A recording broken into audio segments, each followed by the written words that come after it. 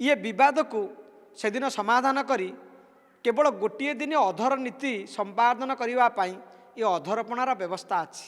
ये अधरपणा आम नुह, ये अधरपणा भगवान अशरीर मान रखिंट। ये अशरीर माने ये पणा को पान करी ये जो जोनि जन्मारू एमाने मुक्ति हेबे।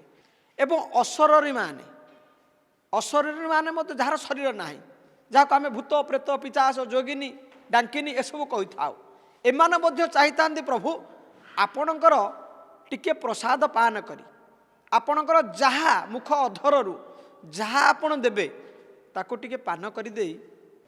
क्षीर थाए, साची व्यवहार हुए, नबात व्यवहार हुए, गोलमरीच व्यवहार हुए एवं आम जहाँ पणार व्यवहार करूँ ताहा मध्य प्रभु पाखे व्यवहार करा जाए।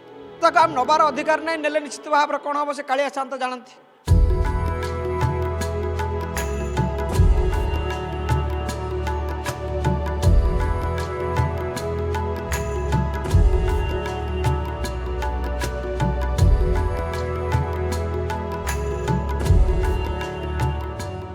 महाप्रभु कथा अति विचित्र। मनमोत्र श्री जगन्नाथ मदगुरु श्री जगतगुरु मदात्मा सर्वभूतात्मा तस्मै श्री गुरुवे नमः। अधरपणा ये एक विचित्र प्रकार कथा। भगवानकर कथा सब विचित्र। कहीं अधरपणा नीति जो करा जाए भगवान विभिन्न प्रकार जो नीति संपन्न करा जाए यह हूँ केवल भक्त मानकर मनस्कामना पूर्ण करने प्रभु ये समस्त प्रकार नीति करि थांती। कारण ये हूँ नीति कांतिर ठाकुर।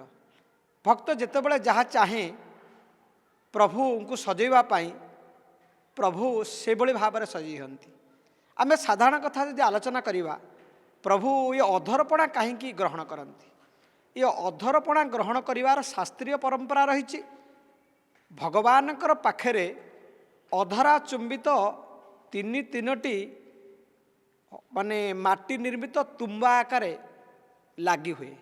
ये कहीं लगी हुए ना छेना नबात ताकू साची कहती चीनी पड़ेनी जहाँ नबात कहती। ये समस्त प्रपानक ताकू कहा जाए। ए प्रपानक प्रस्तुत करी प्रभु को अर्पण करा जाए। या राघव दास मठ दौला एमार मठ दौले कारण ये 12टी हानि लगे। किंतु कहीं जगन्नाथ बलभद्र सुभद्रा सुदर्शन एवं आपण देखिए बड़बाड़र सामंतक रथरे अछंती किए ना रामकृष्ण अछंती। यांको पे छोट छोट हांडी दीटा भी लगे। एवं जगन्नाथ प्रभु अनंतकोटि ब्रह्मांडर नायक तांको पाखरे अछंती मदन मोहन। यांको पाखरे मुझे गोटे हांडी समर्पण करा जाए। ये विवाद को से दिन समाधान करी केवल गोटे दिन अधर नीति संपादन करने ये अधरपणार व्यवस्था अच्छी।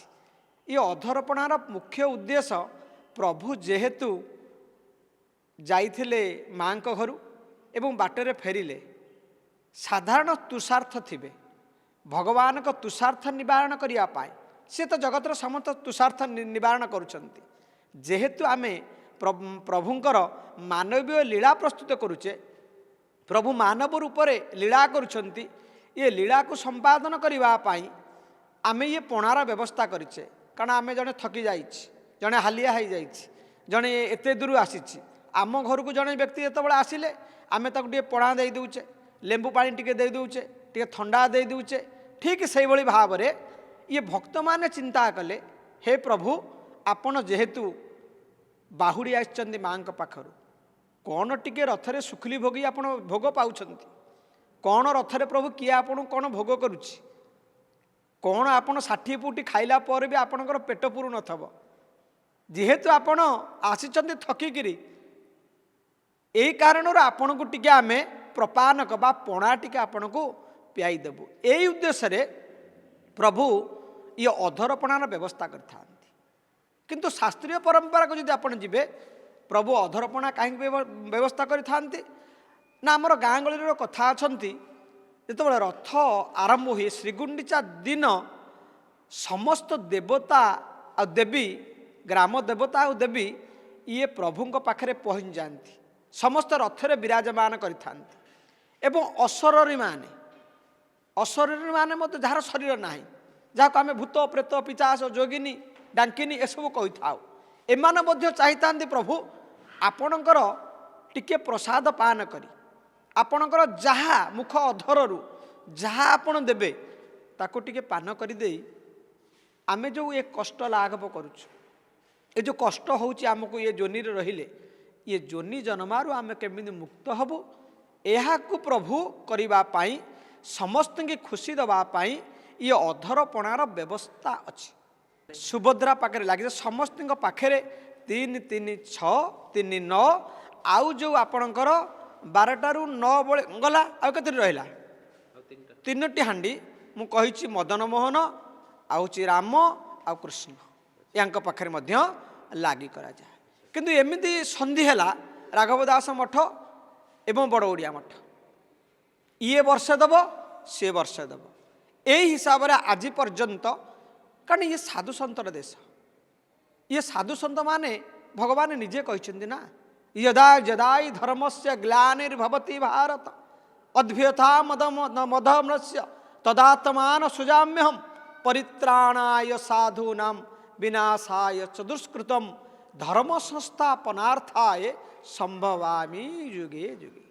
मु केवल धर्म को स्थापन करने, साधु मानक मनरे उल्लास सृष्टि करने, साधु मानक आनंद देवाई ये मर्त्य को ओह्लई आसे।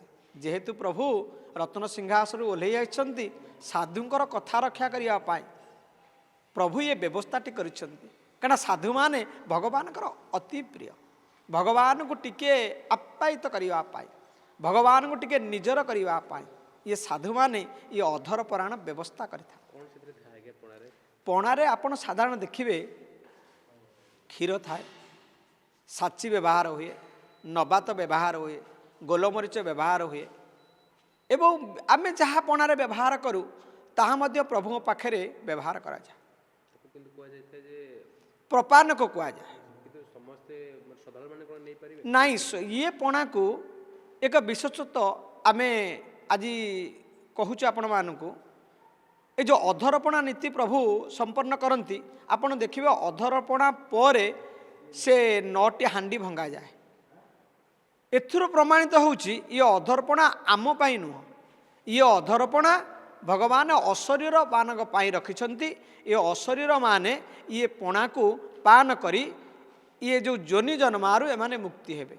किंतु आमे जानि पारुने लोभवशतः किए जरी बढ़ई दउछि, किए होउछि प्रभु हाथ टिके बढ़ई दउछि, किंतु ताहा आमे पाइबार योग्यता आमर नाही कि आम पे से उद्दिष्ट नुह। प्रभु अशरीर पानक पाई ये अधरपणार व्यवस्था करिछन्ति ना। निश्चित काम नबार अधिकार नहीं, नेले निश्चित भाव कौन हम से कालिया शांत जानती सबू भंगा जाए, सबू भंगा जाए। भंगा जावार अर्थ या आम मानक उद्देश्य नुह, ये समस्त अशरीर मानक उद्देश्य होता है।